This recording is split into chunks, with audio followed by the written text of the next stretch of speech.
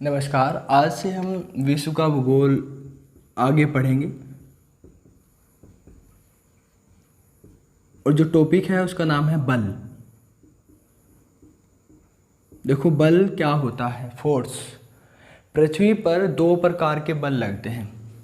एक तो लगता है अंतर्जात बल और एक लगता है बहिर्जात बल।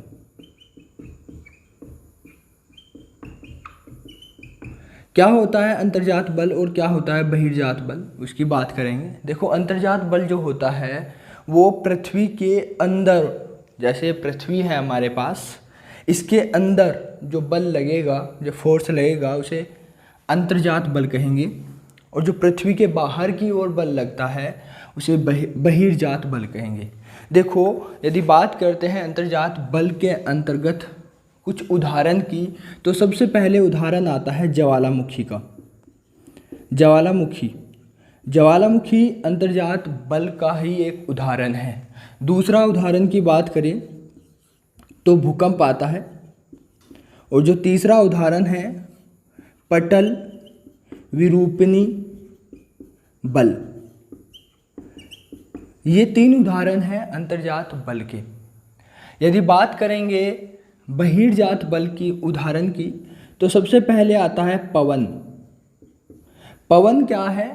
पवन क्षैतिज रूप से बहने वाली हवा को पवन कहा जाता है।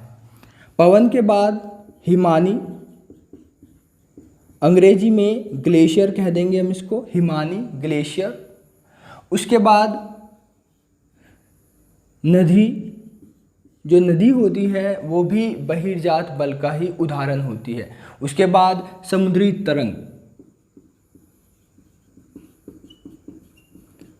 तरंग, ये बहिर्जात के कुछ उदाहरण हैं। तो हमें बल एक टॉपिक पढ़ना है और इस टॉपिक के अंतर्गत जो जो इसके उदाहरण हैं वे पूरे पढ़ने हैं।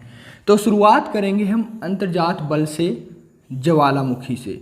ज्वालामुखी क्या होती है और इसके क्या क्या उदाहरण हैं, इससे कितने क्वेश्चन बनते हैं वनडे एग्जाम में, सभी को देखेंगे। चलो ज्वालामुखी पढ़ते हैं।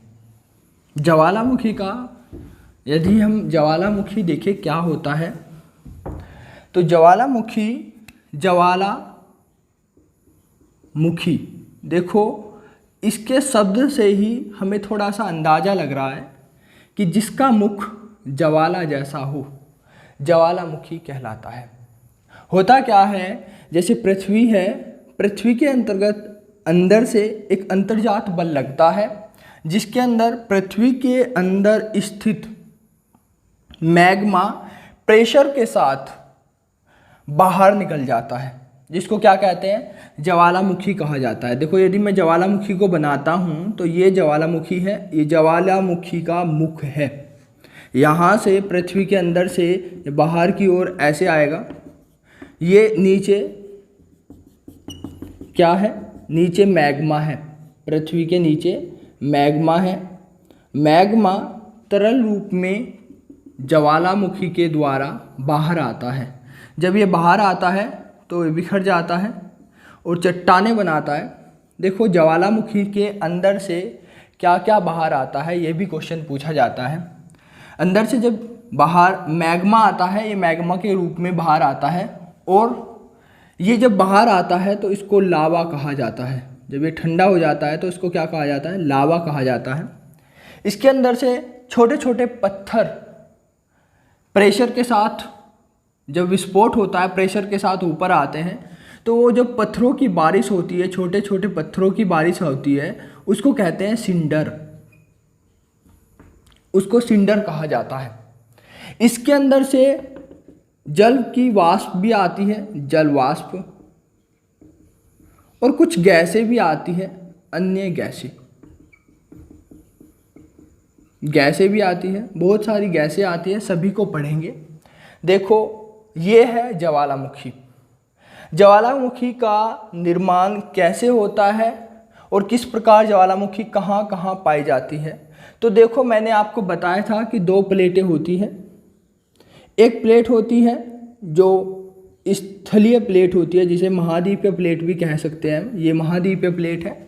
और दूसरी प्लेट होती है महासागरीय प्लेट, ये महासागरीय प्लेट है, ये दोनों आपस में टकराती है तो क्या होता है, महाद्वीपीय प्लेट महासागरीय प्लेट से टकराती है और जो ये महासागरीय प्लेट है ये इसके नीचे घुस जाती है। कैसे, अब मान लिया है महाद्वीपीय प्लेट है और ये महासागरीय प्लेट है, ये ऐसे नीचे घुस जाती है और जब ये नीचे घुसती है तो इसके अंदर से ये मैग्मा पिघल कर प्रेशर बनता है और प्रेशर बनकर यहाँ से, जहाँ से ये दोनों प्लेटें मिलती हैं टकराती है, वहाँ से ये ज्वालामुखी उत्पन्न होती है। तो ज्वालामुखी ऐसे उत्पन्न होती है। हाँ, ज्वालामुखी के कौन कौन से प्रकार हैं ये देखिए। प्रकृति के आधार पर ज्वालामुखी के प्रकार पूछा भी जाता है। पहला क्वेश्चन यही है, प्रकृति के आधार पर विभाजन। तो प्रकृति के आधार पर विभाजन दो प्रकार के, एक होता है क्षारीय लावा ज्वालामुखी, ठीक है, और एक होता है अम्लीय लावा ज्वालामुखी। एक होता है क्षारीय लावा ज्वालामुखी और दूसरा होता है अम्लीय लावा ज्वालामुखी। अब आप इसकी पहचान कैसे करोगे कि ये क्षारीय लावा ज्वालामुखी है और इसकी पहचान आप कैसे करोगे कि ये अम्लीय लावा ज्वालामुखी किसे कहा जाता है। देखो, मान लिया ये हमारे पास ज्वालामुखी है, इस ज्वालामुखी में से लावा निकलता है, ये लावा निकला है, मान लिया लावा निकल रहा है, तो यदि ये लावा में सिलिका की कमी है, सिलिका की कम है, तो यदि इसमें सिलिका की कमी होगी तो ये क्षारीय होगा, ये तरल रूप में होगा, तरल रूप में। जितना तरल होगा उतना फैलेगा, तो ये ज़्यादा दूरी तक फैलता है। तो ध्यान रखना, क्षारीय लावा ज्वालामुखी फैलता है दूरी तक, ऊंचाई इसकी कम होती है, इसकी ऊंचाई कम होती है परंतु फैलता दूर तक है, ऐसे फैलता दूर तक है ये, ठीक है, फैलेगा ज़्यादा क्योंकि तरल ज़्यादा है। अब यदि बात करें अम्लीय लावा ज्वालामुखी की, इसमें इसका एकदम उल्टा होता है। इसमें क्या होता है कि जो इसके अंदर से लावा निकलता है और वो बाहर आता है तो उसमें सिलिका की वृद्धि होती है, अधिकता होती है, सिलिका की अधिकता होती है और अधिकता होने के कारण, सिलिका की अधिकता होने के कारण ये चिपचिपा होता है, गाढ़ा होता है, चिपचिपा होता है और गाढ़ा होता है। चिपचिपा और गाढ़ा होने के कारण इसकी ऊंचाई, इस ज्वालामुखी की ऊंचाई ज़्यादा होती है, इसके बजाय इसकी ऊंचाई ज़्यादा होती है क्योंकि गाढ़ा होता है, चिपचिपा होता है, तो इसकी ऊंचाई ज़्यादा होती है। तो पूछा भी जाता है कि किस ज्वालामुखी की ऊंचाई ज़्यादा होती है या किस ज्वालामुखी की, जो ज्वालामुखी फैलता है वो किस प्रकार का ज्वालामुखी है। तो यदि बात करते हैं तो ये हमने देखा प्रकृति के आधार पर विभाजन। अब आगे पढ़ते हैं मैग्मा के बाहर निकलने के आधार पर विभाजन, कि जब मैग्मा बाहर निकलता है, मैग्मा के बाहर निकलने पर विभाजन। तो पहला है केंद्रीय उद्भेदन।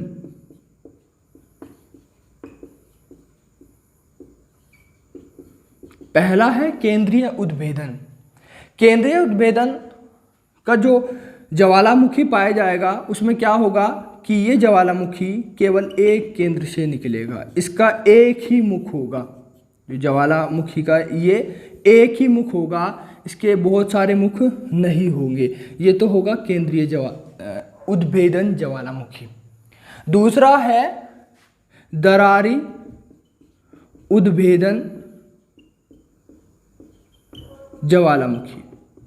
दरारी उद्भेदन ज्वालामुखी में क्या होता है कि इसमें थोड़ी थोड़ी सी दरार बनती है। मान लिया एक केंद्रीय उद्भेदन ही था, इसमें थोड़ी सी यहाँ दरार बन गई, थोड़ी सी यहाँ बन गई, तो क्या हो गया, थोड़ी थोड़ी दरार बन गई, इधर थोड़ा सा ज्वालामुखी फट गया, इधर थोड़ा सा ज्वालामुखी फट गया, इधर थोड़ा सा ज्वालामुखी फट गया।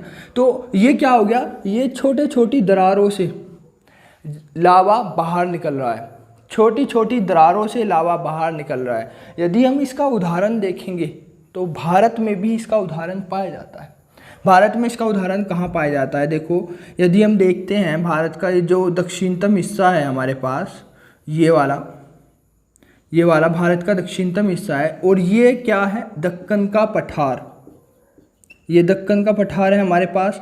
तो दक्कन का पठार किस से निर्मित है, तो दक्कन का पठार दरारी उद्भेदन का एक उदाहरण है। यहाँ क्या हुआ था कि दरारी उद्भेदन के कारण अंदर से मैग्मा आया, बाहर निकला, लावा के रूप में बिछा, उसके बाद वहाँ एक परत बनी, परत बनने के बाद क्या हुआ, वहाँ बेसाल्ट की चट्टानें बनी, बेसाल्ट की चट्टानें बनने के बाद वे फूटी, टूटी फूटी और उनमें भुरभुराहटपन सा आया।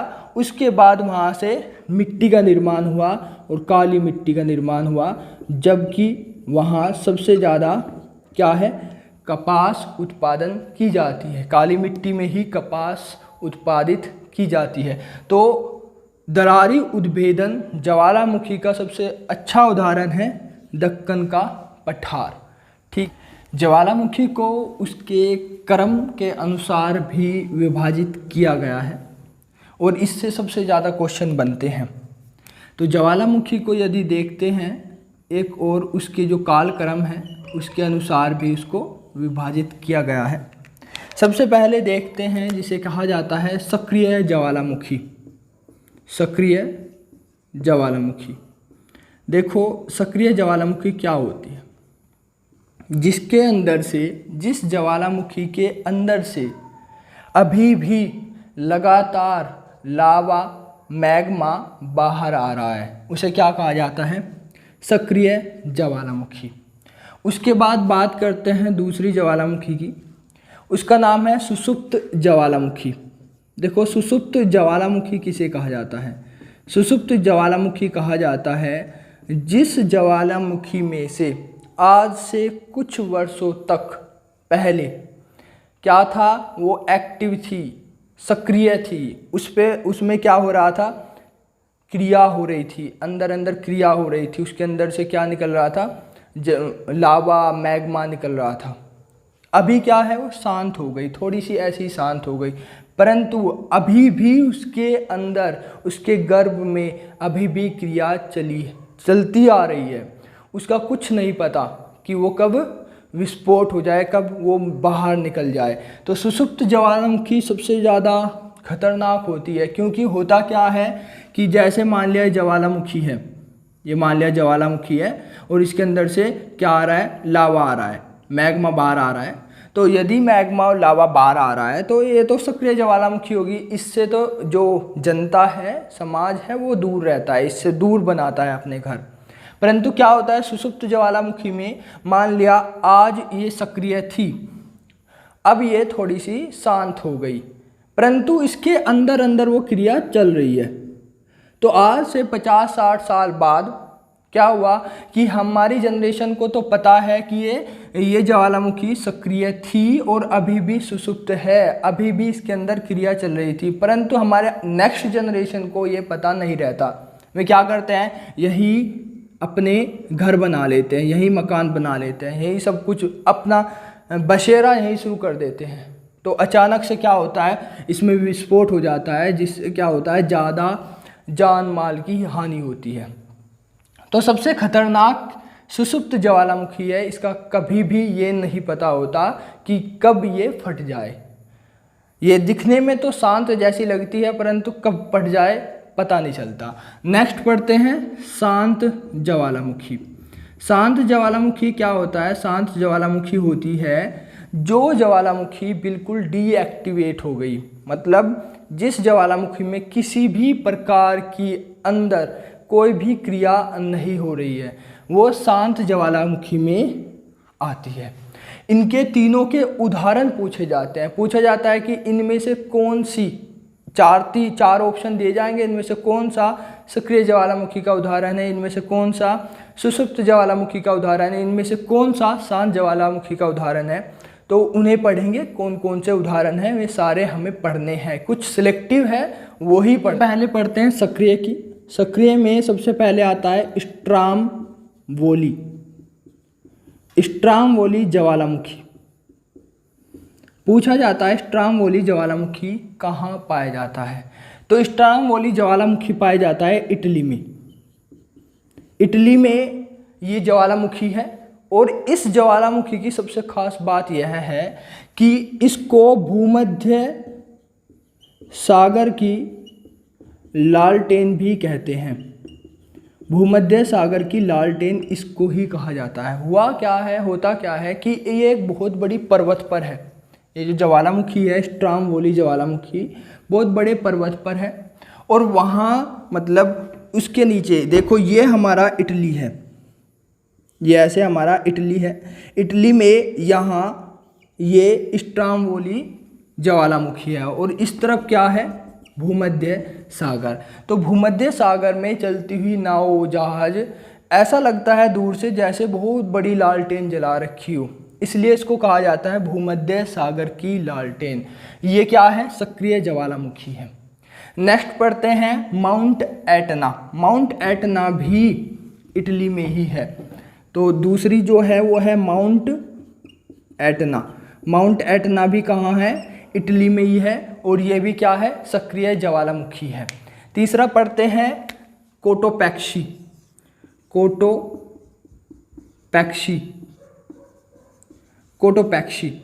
अब देखो कोटोपैक्सी एक ज्वालामुखी है जो विश्व की सबसे बड़ी सक्रिय ज्वालामुखी कहलाती है। विश्व की सबसे बड़ी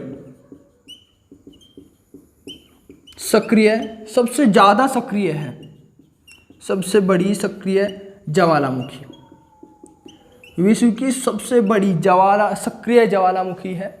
और ये कहाँ है? ये है दक्षिण अमेरिका में।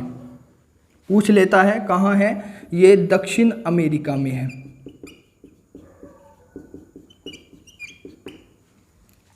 नेक्स्ट पढ़ते हैं, नेक्स्ट पढ़ेंगे ओजस डेल सलाडो। जो चौथी हमारी है ओजस डेल सलाडो। ओजस डेल सलाडो की सबसे बड़ी खासियत यह है कि सबसे अधिक ऊंचाई पर सक्रिय ज्वालामुखी है। सबसे अधिक ऊंचाई पर सक्रिय ज्वालामुखी, सबसे अधिक ऊंचाई पर सक्रिय ज्वालामुखी है ओजस डेल सलाडो। और ये भी कहाँ है? ये भी है दक्षिण अमेरिका। ये भी दक्षिण अमेरिका में ही है। नेक्स्ट पढ़ते हैं, नेक्स्ट है एरकश। एरकश, एरकस कहाँ है? एरकस है अंटार्कटिका में। अंटार्कटिका। पूछा जाता है एरकश ज्वालामुखी कहाँ है? सक्रिय है अंटार्कटिका में है। देखो अंटार्कटिका में सक्रिय ज्वालामुखी पाई जाती है, याद रखना इसको। वहाँ ठंडा प्रदेश है फिर भी वहाँ ज्वालामुखी है। नेक्स्ट पढ़ते हैं कोलीमा। कोलीमा कहाँ है? कोलीमा है मैक्सिको में। कोलीमा मैक्सिको में है। नेक्स्ट पढ़ते हैं बैरन, और ये सबसे ज़्यादा इंपॉर्टेंट है बैरन। बैरन जो है ये भारत की एकमात्र सक्रिय ज्वालामुखी है। कहाँ है ये? ये आपको पता होगा अंडमान निकोबार द्वीप समूह, यहाँ है ये। भारत की एकमात्र सक्रिय ज्वालामुखी बैरन। आगे बढ़ते हैं, आगे बढ़ेंगे हम सुषुप्त ज्वालामुखी को पढ़ते हैं और उसके उदाहरण पढ़ते हैं क्या क्या बढ़ेंगे। पहले है सुषुप्त ज्वालामुखी के उदाहरण पढ़ते हैं। पहला है Mount Vesuvius. Mount Vesuvius, Mount Vesuvius सुषुप्त ज्वालामुखी का उदाहरण है। मैंने बताया था ये कहाँ है, इटली में है, ये इटली में है। नेक्स्ट पढ़ते हैं दूसरा, फ्यूजियामा। फ्यूजियामा जापान में है। जापान का सुषुप्त ज्वालामुखी का उदाहरण है जापान में माउंट फ्यूजियामा या फ्यूजियामा ज्वालामुखी। नेक्स्ट पढ़ते हैं मेयन। ये कहाँ है, फिलीपींस, ये फिलीपींस में है। आगे बढ़ते हैं कारकातोवा। कारकातोवा ये कहाँ है, ये इंडोनेशिया में है। कारकातोवा इंडोनेशिया में है। नेक्स्ट पढ़ते हैं जो भारत की एकमात्र सुषुप्त ज्वालामुखी है। भारत की एकमात्र सुषुप्त ज्वालामुखी जिसका नाम है नारकोंडम। नारकोंडम, देखो नारकोंडम ज्वालामुखी भी अंडमान निकोबार द्वीप समूह पर ही मौजूद है भारत। ये कुछ उदाहरण थे जो सुषुप्त ज्वालामुखी के थे, ये थोड़े से इम्पोर्टेंट है। नेक्स्ट पढ़ते हैं शांत ज्वालामुखी। पहला है चिम्बाराजो। चिम्बाराजो, देखो चिम्बाराजो दक्षिण अमेरिका में शांत ज्वालामुखी है। दक्षिण अमेरिका की शांत ज्वालामुखी है चिम्बाराजो। दूसरा है किलिमिंजारो। किलिमिंजारो, किलिमिंजारो अफ्रीका की शांत ज्वालामुखी है। नेक्स्ट पढ़ते हैं कोहे सुल्तान।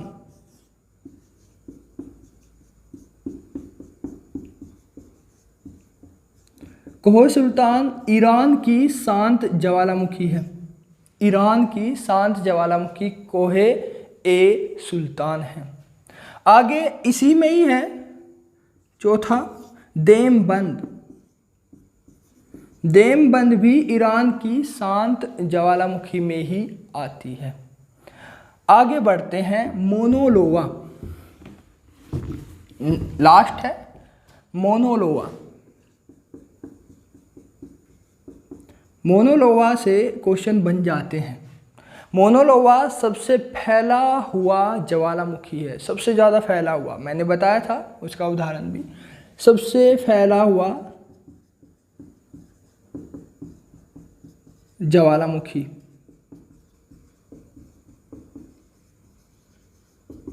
और ये कहाँ है, ये है उत्तरी अमेरिका में।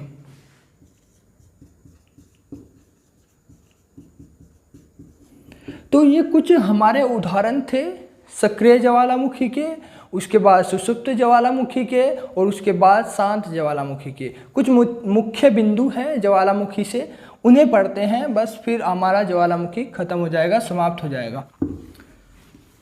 एक मुख्य बिंदु ये है, देखो मान लिया शांत ज्वालामुखी है, कोई शांत ज्वालामुखी है। शांत ज्वालामुखी से झील बन जाती है। कभी कभी क्या होता है, मान लिया ये शांत ज्वालामुखी है, देखो ज्वालामुखी का एरिया बहुत ज़्यादा बड़ा होता है, कई शहर तक भी हो सकता है। तो मान लिया ये शांत ज्वालामुखी है, अब मर्त हो गई, ख़त्म हो गई, समाप्त हो गई, शांत ज्वालामुखी है। अब इसमें क्या होता है कि वर्षा होती है, लगातार वर्षा होती है और इसमें पानी भर जाता है, ठीक है, वर्षा होने के कारण इसमें पानी भर जाता है, इसमें टूट फूट होने लगती है, इसका एरिया क्षेत्रफल बड़ा होने लगता है। तो जब एरिया और क्षेत्रफल बड़ा होता है तो सबसे पहले बनता है क्रेटर, क्रेटर बनता है। क्रेटर से बनती है झील। अब देखो क्रेटर से में उसके अंदर, क्रेटर के अंदर जब पानी भरना शुरू हो जाता है, उसमें जमाव शुरू हो जाता है, वो पूरा भर जाता है तो झील बन जाती है। और झील बनती है। झील का सबसे बड़ा उदाहरण भारत में पता कौन सा है? महाराष्ट्र में लुनार झील। तो महाराष्ट्र की जो लुनार झील है, महाराष्ट्र की जो लुनार झील है वो क्रेटर झील है। ध्यान रखना, वो ज्वालामुखी निर्मित झील है। एक और आता है यहाँ से कि क्रेटर के बड़े रूप को क्या कहा जाता है? जब ये इसका रूप ज़्यादा बड़ा हो जाता है, मान लिया ये इतना बड़ा हो गया, ये ऐसे हो गया, मतलब इसका एरिया बढ़ता चले जाएगा, जैसे जैसे इसमें पानी भरेगा, कटाव छटाव होगा, बढ़ता चले जाएगा। तो क्रेटर का बड़ा रूप जो होगा, बड़ा रूप क्या कहलाता है? कोल्डेरा कहलाता है, कोल्डेरा। तो यहाँ से आज हमारा ज्वालामुखी पूरा हुआ, समाप्त हुआ। आज के लिए इतना ही। आपका धन्यवाद।